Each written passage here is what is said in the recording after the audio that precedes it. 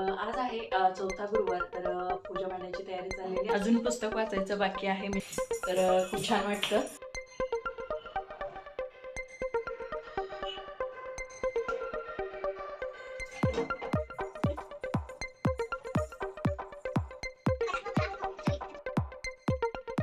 हे बघा, पुस्तक मी नाही देते. पुस्तक दिलं गोविंद खाली आली. ती होती राणीची मुलगी श्यामला. ती आली, मी खेळत होते आणि शेवटी महाराजांच्या सैन्याने शत्रूचा गोळा नमस्ते, नमस्कार मैत्रिणींनो, स्वागत आहे तुमचं पुन्हा एकदा आपल्या नवीन ब्लॉगमध्ये. मी विद्या अगदी मनापासून तुम्हा सर्वांचं स्वागत करते. तर आज आहे चौथा गुरुवार आणि आता मला मांडायची आहे महालक्ष्मीची पूजा. तर तसंच उद्यापन देखील मी आजच करणार आहे. तर घर थोडंसं आता मी आवरून घेते आणि आता वाजलेले आहेत संध्याकाळचे 6:15 आणि आता मी पूजा मांडणार आहे. थोडंसं सगळं आवरून घेते आणि मग पूजा मांडते. तर सकाळीच मी फरशी वगैरे सगळी स्वच्छ अशी पुसून घेतली होती. आता फक्त झाडू मारून घेणार आहे आणि थोडीशी पोरींनी खेळणी इकडे तिकडे पसरून ठेवलेली, तर ते पण आवरून घेतलं थोडंसं आणि स्वच्छ असं आता झाडू मारून घेते. आणि त्यानंतर अजून बाहेर उंबरठ्यावरती मला रांगोळी देखील काढायची आहे, कारण आता मी पूजा मांडणार आहे आणि लक्ष्मी यायची वेळ आहे, दिवाबत्तीची वेळ आहे. तर आता उंबरठा धुवून घेते, पूजा करते उंबरठ्याची आणि छोटीशी रांगोळी देखील इथं मी महालक्ष्मीच्या स्वागतासाठी काढून घेते.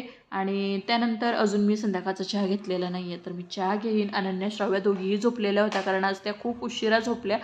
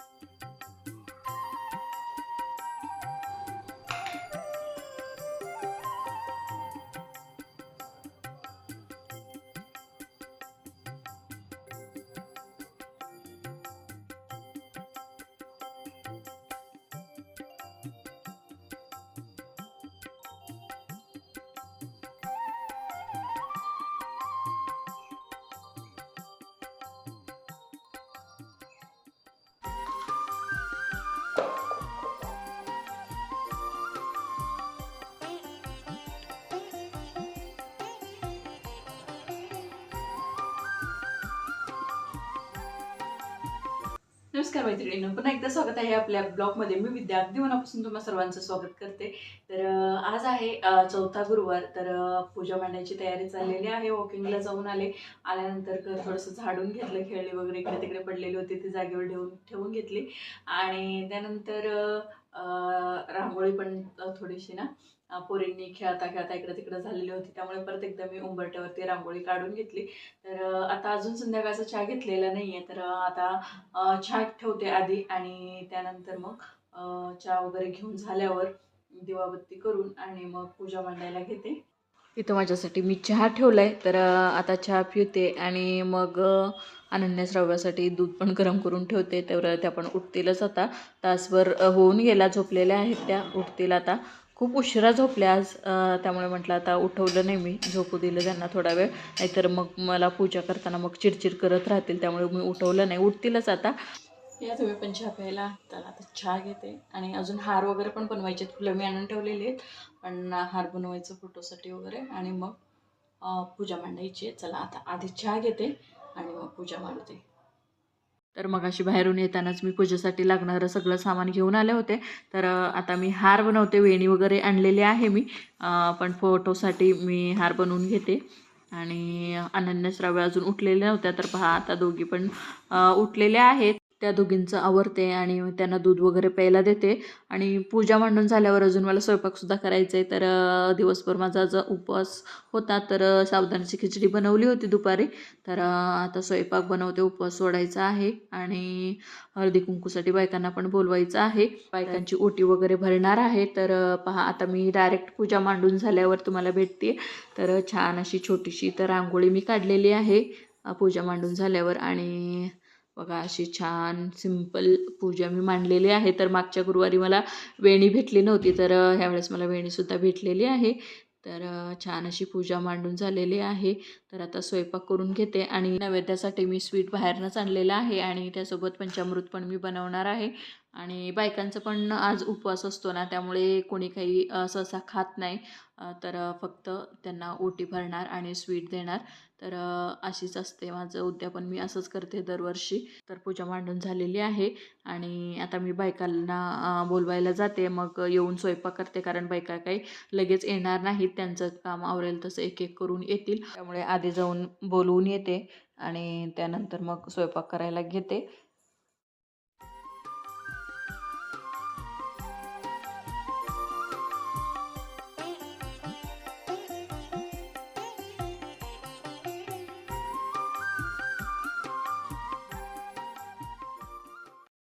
तर हळदी कुंकूसाठी मी हे ओटी भरण्यासाठी असं केलेलं आहे बघा. पुस्तक मी नाही देत आहे. पुस्तक दिलं तर कसं, जे नवीन करणारे असतात त्यांना दिलं तर एक ठीक आहे, पण जे आधीपासूनच करतात त्यांच्याकडे उगाच पुस्तकांचा ढीग साचून राहतो. त्यापेक्षा मी पुस्तक नाही देत आहे. तर बाकीचं फळं आणि स्वीट, पान, खडीसाखर, फूल आणि गजरा वगैरे देते. तर ऑलरेडी एका ताईंची ओटी भरली आहे मी आता. तर अजून चौघींची भरायची बाकी आहे.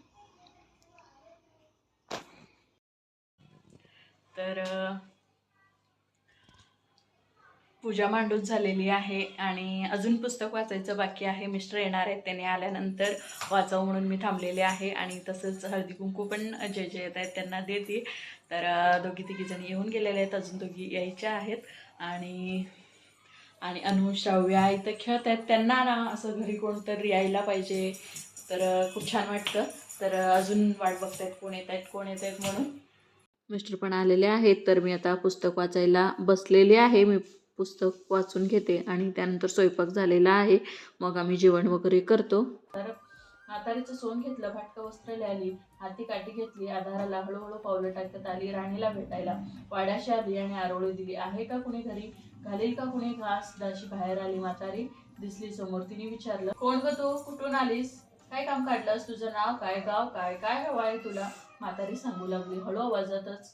तशात खोकलाही येई मधून मधून. म्हातारी म्हणाली, माझं नाव कमलाबाई, द्वारकेहून आले इथं, राणीला भेटायचंय.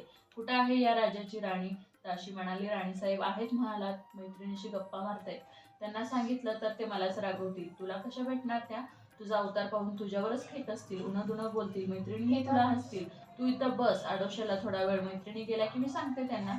म्हातारीलाही राग आला होता, तीही संतापली. तुझी राणी पैशावर भाळली, माणुसकी विसरली, मागच्या जन्मी होती दरिद्री, आज राणी झाली, पण ते माझ्यामुळेच. मीच तिला देवीचं व्रत सांगितलं आणि तिनं केलं. आता देवीच्या कृपेने राणी पदावर बसली, पण देवीची आठवणही नाही तिला. तिला आता संपत्तीचा गर्व झालाय, डोळ्यावर पैशाची धुंदी आली. गोरगरिबांना कशाला विचारेल ती. थोरा मोठ्यांच्या मुली मैत्रिणी झाल्या, म्हातारी गरीब भिकारीण तिला कोण विचारतंय. ही राणी लक्ष्मीव्रत विसरून गेली, घेतला वसा टाकून दिला, उतली मातली, पण फळ तिला भोगावंच लागणार आहे. नंतर डोळे उघडतील तिचे, जाते मी परत. दाशीने म्हातारीला पाणी दिलं, हात जोडले आणि म्हणाली, मला सांगाल का ते व्रत मी करीन, ते पण नेमाने, उठणार नाही, मातणार नाही, घेतला वसा सोडणार नाही, दिलेला शब्द विसरणार नाही आणि मोडणारही नाही. म्हातारीने तर दाशीला व्रताचा वसा सांगितला. ती उठली व काठी टेकीत तिथून निघणार, तोच माडीवरून एक मुलगी लगबगीने खाली आली. ती होती राणीची मुलगी शांबा. विशेष महिना आला, पहिल्याच गुरुवारी शांबाने लक्ष्मी व्रत केलं. सगळे नेमधर्म पाळून 4 गुरुवार तिने ते व्रत केलं. शेवटच्या गुरुवारी थाटाने उद्यापन केलं. सिद्धेश्वर राजाच्या मालाधर नावाच्या राजपुत्राशी शांबाईचा विवाह झाला. तिला राजवैभव मिळालं. लक्ष्मी व्रताच्या प्रभावानं तिचा संसार सुख समाधानानं चालू लागला.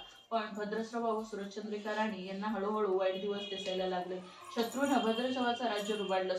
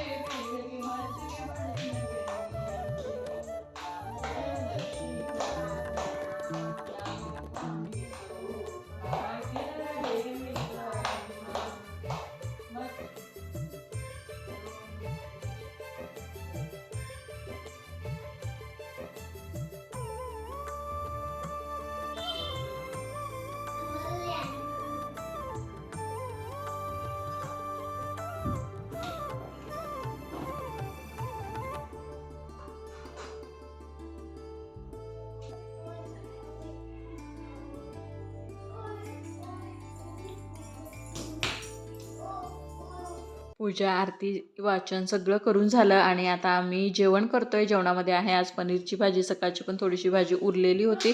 चला तर आता उपवास सोडते जेवण करून आणि भेटते तुम्हाला पुढच्या ब्लॉगमध्ये. तोपर्यंत खा प्या मस्त राहा, आनंदी राहा, स्वतःची आणि कुटुंबाची काळजी घ्या.